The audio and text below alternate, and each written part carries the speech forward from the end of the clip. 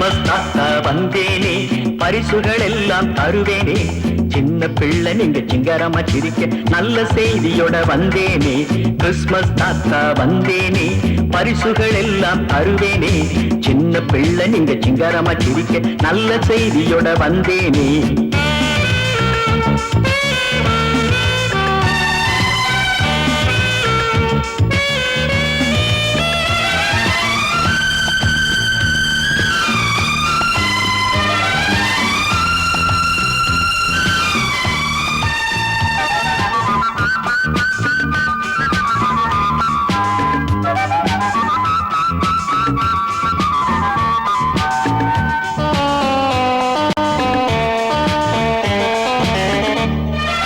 சின்ன பிள்ளைய செல்ல செல்லமா அணைச்சு மகிழ்வாரு. ஒன்ன போலவே சின்ன பிள்ளையா உன்னிடம் வந்தாரு. சின்ன பிள்ளைய செல்ல செல்லமா அணைச்சு மகிழ்வாரு. ஒன்ன போலவே சின்ன பிள்ளையா உன்னிடம் வந்தாரு. அந்த வீட்டுல பிறந்த நாடு ஜாலி கிறிஸ்மஸ் இதுதான் பாரு. உன் மனசுல பிறந்தாலே அதுவே உண்மை கிறிஸ்மஸ் நாடு. அந்த வீட்டுல பிறந்த நாடு ஜாலி கிறிஸ்மஸ் இதுதான் பாரு. உன் மனசுல பிறந்தாலே அதுவே உண்மை கிறிஸ்மஸ் நாடு. கிறிஸ்மஸ் தாத்தா வந்தேனே, பரிசுகள் எல்லாம் தருவேனே. சின்ன பிள்ளை நீங்க சிங்காரமா சிரிக்க நல்ல செய்தியோட வந்தேனே.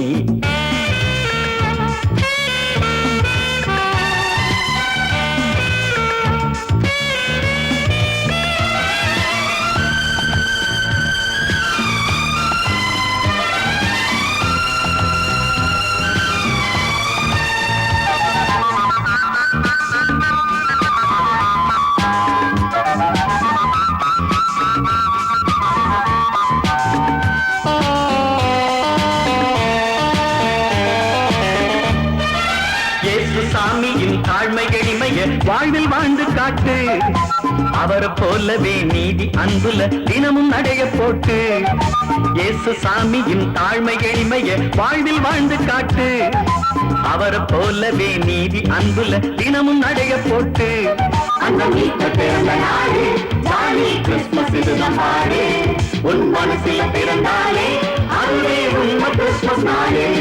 அந்த வீட்டுல பிறந்த நாடு ஜாலி கிறிஸ்மஸ் இதுதான் பாரு. உன் மனசுல பிறந்தாலே அதுவே உண்மை கிறிஸ்மஸ் நாடு. கிறிஸ்மஸ் தாத்தா வந்தாரு, பரிசுகள் எல்லாம் தந்தாரு. சின்ன பிள்ளை நம்ம சிங்காரமா சிரிக்க நல்ல செய்தியோட வந்தாரு.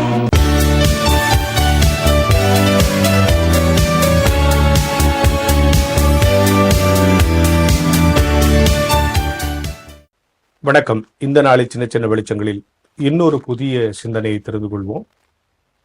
அடுத்த மாதம் கிறிஸ்மஸ் வரப்போகிறது. எல்லா கிறிஸ்தவ நிறுவனங்களிலும் பள்ளிக்கூடங்களிலும் கலை நிகழ்ச்சிகள் போடுகிற பொழுது கட்டாயம் அந்த கலை நிகழ்ச்சி கிறிஸ்மஸ் கலை நிகழ்ச்சி முன்னணி காட்சியோடு முடிவு பெறும் இல்லையா? அந்த முன்னணி காட்சி இல்லாம கிறிஸ்மஸ் விழா நிறைவடையாது. அந்த முன்னணி காட்சி கட்டாயம் இருக்கணும். ஆண்டுதோறும் அதே முன்னணி காட்சி, அதே மரியாள், அதே யோசேப்பு, அதே மேய்ப்பர்கள், அதே 3 ராஜாக்கள் என்று அந்த முன்னணி காட்சியை ஒவ்வொரு ஆண்டும் நம் கண் முன்னால் நிறுத்தி கிறிஸ்மஸ் விழாவை முடிக்கிறோம். என்ன காரணம்? கிறிஸ்தவ வாழ்க்கையில 3 காட்சிகளை நாம் மறக்கக்கூடாது. ஒன்று முன்னணி காட்சி, இரண்டாவது சிலுவையில் அவர் நமக்காக தொங்கிய காட்சி, மூன்றாவது காலியான கல்லறை காட்சி. இந்த 3 காட்சியும் கடவுள் எனக்கு செய்தவற்றை உணர்த்துகிறது. எப்படி? முன்னணி காட்சி உத்தரவாதம். உனக்காக ஒருத்தர் பிறந்திருக்கிறார், டோன்ட் வரி, உன்னை மீட்கிறதுக்காக தான் பிறந்திருக்கார், உன் பாவத்தை மன்னிக்க பிறந்திருக்கார், உத்தரவாதம். சிலுவை காட்சி கொடுத்த அந்த உத்தரவாதத்தின் நிறைவேறுதல். சொன்னார்ல, உன்னை மீட் பண்ணு, தன் உயிரை கொடுத்து மீட்டார். கல்லறை காட்சி, எனக்காக ஒருத்தர் பிறந்து என்னை மீட்கிறேன்னு உத்தரவாதம் கொடுத்து பிறந்து தான் உயிரையே கொடுத்து என்னால மீட்க முடியுமா? யார் அவரு? ஜீவனுள்ள தேவன், உயிரோடு இருக்கிறவர், அவரால் தான் அது முடியும். அது கல்லறை காட்சி. ஏன்னா நம்ம வீடுகளில் கூட இந்த 3 போட்டோ ஏதாவது ஒரு இடத்துல இருக்கணும். ஏன்னா அதை பார்க்கும் போதெல்லாம் இந்த 3 ஞாபகம் வரும். இப்படி சொல்லலாமா? முன்னணி காட்சிங்கிறது அஷூரன்ஸ், கட்டாயம் உனக்கு உண்டுபா. ரெண்டாவது சிலுவை காட்சின்றது அந்த அஷூரன்ஸனுடைய ஆக்ஷன். அஷூரன்ஸ் கொடுத்தால அதை செஞ்சு காட்டிட்டார். உன்னை மீட்கிறேன்னு சொல்லிட்டாரு, மீட்டார். கல்லறை காட்சி, என்னை மீட்கிறேன்னு சொல்லி ஒருத்தர் பிறந்து தான் உயிரையே கொடுத்து என்ன ஒருத்தரை மீட்க முடியுமா? அதுக்கான அத்தாரிட்டி யாருக்கு இருக்கு? ஆல்மைட்டி காடுக்கு தான் இருக்கு, கடவுளுக்கு தான் இருக்கு. அவர் உயிரோடு இருக்கிறார், ஜீவனோடு இருக்கிறார். ஜீவனுள்ள கடவுள் தான் உனக்கு ஜீவனை கொடுக்கிறேன் என்கிற உத்தரவாதத்தை ஜீவன் கொடுத்து நிறைவேற்ற முடியும் என்பதை கல்லறை எனக்கு உணர்த்தி கொண்டிருக்கிறது. அல்லதான் எத்தனை முறை இந்த காட்சிகளை நம்ம பார்த்து பழக்கமா இருந்தா கூட இந்த 3 காட்சிகளும் நான் பெற்ற பாக்கியத்தை, ஸ்லாக்கியத்தை எனக்கு உணர்த்துகிறது. ஒன்றுமில்லாத இருந்த எனக்கு, இருட்டிலே இருந்த எனக்கு, பாவத்திலே இருந்த எனக்கு, எங்கோ இருந்த எனக்கு, தள்ளப்பட்டிருந்த எனக்கு, நான் யார் என்னை காப்பாற்றுவார், யார் என்னை மீட்பார் என்று காத்து கொண்டிருந்த எனக்கு, இருளிலே திக்குமுக்காடி காட்டி சடங்குகளாலும் மற்ற சில காரியங்களாலும் ஒவ்வொரு நாளும் அல்லாடி கொண்டிருந்த மக்களுக்கு கடவுள் ஒரு மீட்பர் பிறந்திருக்கிறார் என்கிற உண்மையை முன்னணி காட்சி சொல்லுகிறார். பறந்துட்டார், அப்பாடா அவர் என்ன மீட்பாரா? எப்படி மீட்பார்? உயிரை கொடுத்து மீட்பார் என்பதை சிலுவை காட்சி சொல்லுகிறார். இந்த இரண்டும் யாரால் செய்ய முடியும்? சாதாரண நம்ம சொந்தக்காரங்களால, வாழ்கிற மனிதர்களால, அரசர்களால, பெரிய அதிகாரிகளால செய்ய முடியாது. யாரால செய்ய முடியும்? ஜீவனுள்ள தேவனால் தான் செய்ய முடியும். அவருக்கு தான் இந்த அத்தாரிட்டி இருக்கு.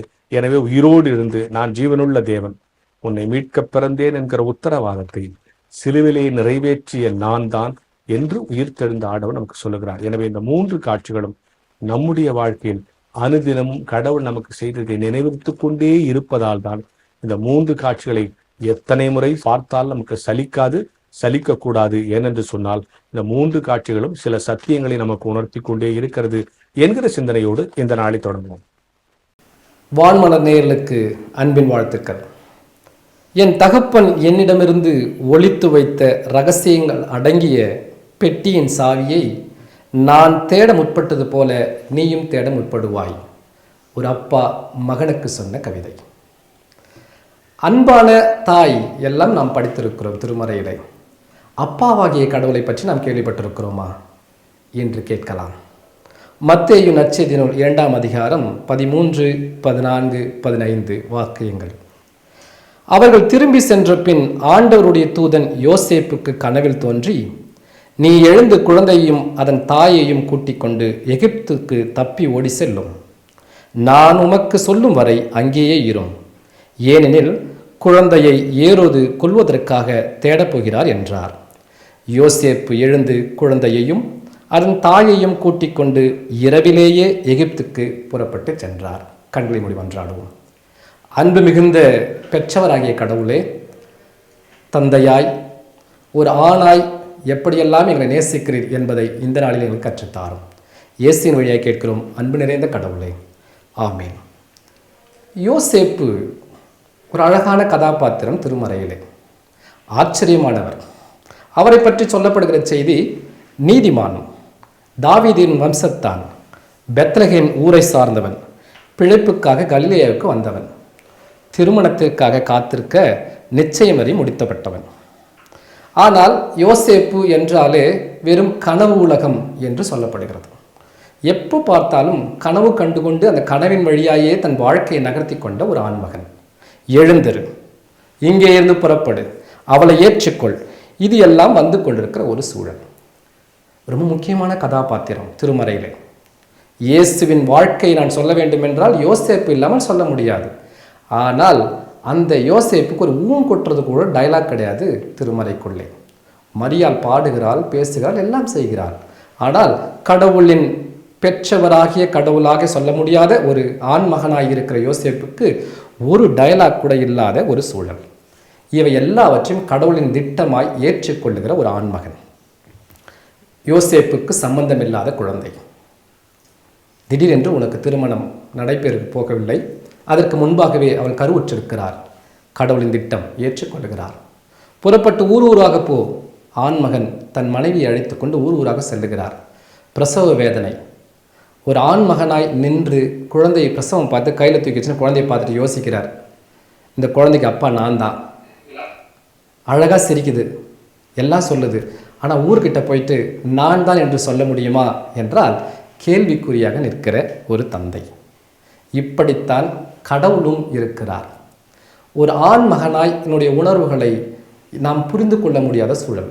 பெண்ணை பற்றி பலர் வர்ணனைகள் பல விதங்கள் எல்லாம் நாம் சொல்லிக்கொண்டே கேட்டுக்கொண்டே இருக்கிறோம். ஆனால் ஆணை பற்றியும் தகப்பனை பற்றி நாம் பேசுவதே கிடையாது. அதுவும் சிறப்பாக இந்த யோசேப்பு என்கிற ஒரு தகப்பன் என்ன நடக்கிறது ஏது நடக்கிறது தெரியாமல் ஓடிக்கொண்டே இருக்கிற சூழல். மனைவியை கூட்டிட்டு ஓடலாம், எனக்கு சொந்தமே இல்லை என்று நினைத்திருக்கிற குழந்தையை தூக்கி வைத்துக்கொண்டு இரவோடு இரவாக இந்த நாட்டிலிருந்து இன்னொரு நாட்டிற்கு ஓடி செல்ல வேண்டும், திரும்பி அங்கிருந்து வா என்று அழைக்கப்படும். இது எல்லாவற்றையும் அமைதியாய் எல்லாவற்றையும் ஏற்றுக்கொண்டிருக்கிற யோசேப்பு என்கிற ஒரு நபர். இதான் கடவுளின் திட்டம்.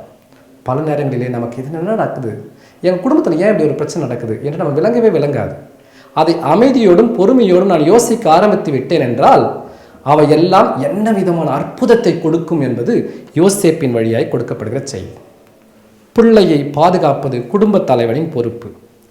குளிரிலும் வடு வெயிலிலேயும் என்ன சூழ்நிலை வந்தாலும் அவனை தூக்கி சுமப்பது அப்பாவின் கடமை. ஆனால் அப்பா இது எங்கேயாவது போயிட்டு தாரத்தப்பட்டு அடிக்கிறாரா சொல்வதற்கான வாய்ஸ் கிடையாது.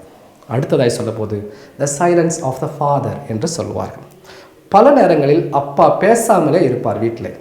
நம்ம சில நேரம் சொல்லுவோம், அப்பா எங்கள் அப்பா கத்தின்னு இருப்பார், எங்கள் அப்பா மோசமாக பேசுவார். பல நேரங்களில் அப்பாவின் அமைதி பலருக்கு விளங்காது. அம்மா ஒரு புறம் ஒரு பிரச்சனையை கிளப்பி விடுவார்கள், பதில் சொல்லிட்டாங்கன்னா பிரச்சனை வேறு மாதிரி ஆகிடும். அமைதியாகவே இருப்பேன், நான் பார்த்துக்கிறேன் விட. இது தந்தையின் குணாதிசயம். களைகளில் எடுப்பாங்க, வயல் நிலங்களில் எல்லா களையும் எடுத்து வெளியே தூக்கி போட மாட்டாங்க, அந்த வேஸ்ட்டு அப்படின்னு. அந்த களை எடுத்து மீண்டும் நிலத்திற்குள்ளே வைத்து கால் வச்சு அழித்து நிலத்துக்கு அடியிலே புதைத்து விடுவார்கள். அப்படித்தான் அப்பா என்கிற குணாதிசயம் பல கலைகள் குடும்பத்திற்குள்ளேயும் சமூகத்திலேயும் பல பிரச்சனைகள் உள்வாங்கி அதை வெளியே சொல்லாமல் உள்ளேயே அழுத்தம் திருத்தமாய் உள்ளே வைத்துக்கொண்டு புழுங்கி கொண்டிருப்பவர் தான் அப்பா. பல அப்பாக்களின் உணர்வுகள் இதை சார்ந்தாக இருப்பதை நம்ம மறந்துடுறோம்.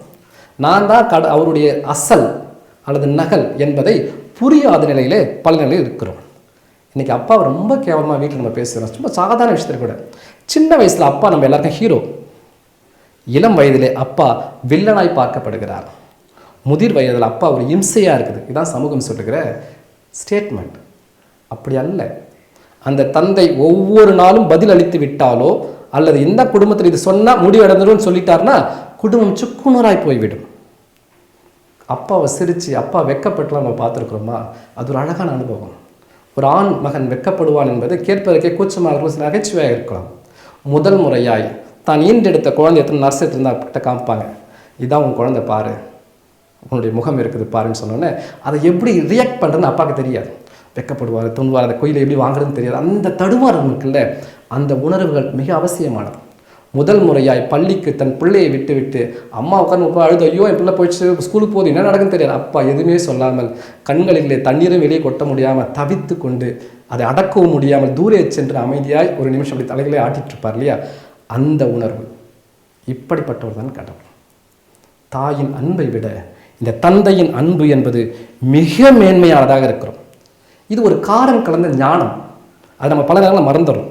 அப்பா என்பது உணர்வையும் உணவையும் சேர்த்து ஊட்டுகிறவர். அப்பா இந்த சமூகத்தை இணைத்து வளர்க்கிறவர். இதை இழுத்து வளர்க்கும் போது தான் அது நம்ம பார்க்கறதுக்கு காரமாக இருக்கும், கசப்பு மாதிரி இருக்கும். இவர் யார் யோசேப்பு, இவருக்கும் மரியாதைக்கு சம்மந்தம் இல்லை, இவர் ஏன் என்னை தூக்கி சுமந்து கொண்டிருக்கிறார் என்கிற கேள்விகளுக்கு இது விடையாக மாறும். இந்த கடவுளும் அப்படித்தான். எங்கள் அப்பா அம்மா இருக்கிறாரு, உங்கள்கிட்ட நான் கேட்கணும் என்று பல நம்ம எதிர்த்து கேள்வி விட்டு தூரம் நின்று விடுகிறோம். அப்பா என்பது அனுபவம், அது ஒரு ரகசிய பெட்டி. அந்த சாவியை தேடி கண்டுபிடிப்பது எப்பொழுதும் என்றால், நீ அப்பாவாக மாறும் பொழுது அந்த பெட்டி சாவி உன் மகன் தேடுவான் அல்லவா, அன்றுதான் புரியும். இந்த அன்பும் இந்த ஆசீர்வாதமும் உங்களை நிறைவாய் தாங்கி காக்கட்டும். கடவுளின் அன்பு, தந்தையாகிய அன்பு, அது பேரன்பு. அந்த அன்பிலே நிலைத்திருங்கள். வான்மலரின் புதிய முகவரி கிறிஸ்டியன் மீடியா சென்டர், 105 பாந்தியன் சாலை, 2வது தளம், மியூசியம் எதிரில், எக்மோர், சென்னை 6,08,000.